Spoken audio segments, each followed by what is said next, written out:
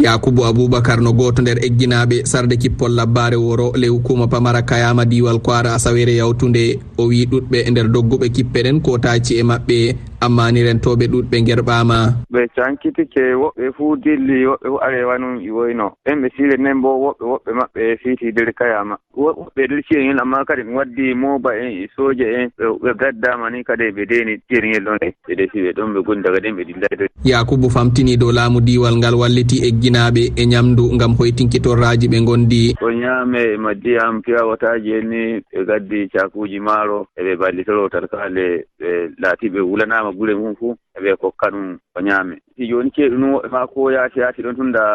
ɓe baalan ɓe booso joni ko nder farandaji nder gure geeti ɓe baala nder ɗon e haajanoɓe hakke neɗɗanke kollino laamu diwal Kwara hoosi jabruɗe no wallira torraɓe ɓen. Umaru Sanda laɓɓini dow gomnajo diwal ngal Abdourahmane Abdourazak yalɗiri hukuma pamara kan ngam jaljanki ummatore. Ko gomnajo waɗi noon o yahi to maɓɓe o yetti to laamiɗo Kayama o yetti toon cilngel ma woro ɗum o hoyniɓe o waɗiɓe assure ki jonne janno heɓoto o waɗi instructi nema yarnaɓe honeji nafali e beediji honeji ni ko hani to ɓenni nawniɓe bo o coyɗo waddiɗo e loori omo ñawata ɗum. Nder lebdi ga en jiɗi caɗele rento ɓeydi sattugo ɓurnama nder tayre Woyla na